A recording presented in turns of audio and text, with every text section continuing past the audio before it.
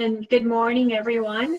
I want to echo Jen and thanking all of you for the opportunity to be here and share a little bit about my experience and also about the work that we do at the NCAA. Thanking again Elizabeth and College Tracker for inviting us.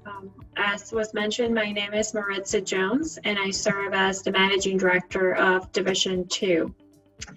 My career path to college athletics is probably what you would say non-traditional. I was not a student athlete in college. I didn't have any thoughts really of working in college athletics or higher education as I grew up. I'm originally actually from a little island north of Venezuela called Margarita Island. I was born and raised there.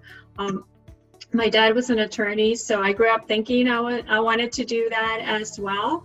But I also grew up surrounded by a family that loved sports. Well, my dad, as I mentioned, was an attorney. His true passion was any sport. He owned a professional basketball team in the island, which took as much time as his actual job at the law firm. So I went to law school. I worked in labor law for a few years in Venezuela. And I will say that why I absolutely loved going to law school and studying law, I really never enjoyed the practice aspect of being an attorney. So I came to the U.S. When I was 25 to do a master's in international law and business, and loved studying it, but really didn't want to go back to practicing. So while I was here in the States, I met my now husband of 17 years. He, unlike me, grew up knowing that he wanted to work in college athletics, and he started working at the NCAA soon after we married. But I was still working in international law. And at that point, the NCAA was considering bringing what is now the Eligibility Center into Indianapolis. The amateurism portion of the eligibility certification was just a concept at that point. And all of a sudden, my law background and my international background were something I could combine into something that was meaningful for me. So I started working at the NCAA 15 years ago and in a department that is called now Academic and Membership Affairs, which deals more with regulatory aspects of the NCAA.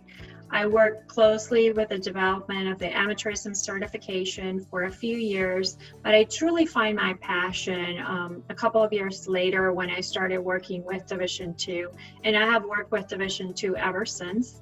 And similar to what Jen mentioned, in my current role, I work with different committees and different groups that oversee and the operations for the division. I also work with the liaisons with all of the other committees that support Division II.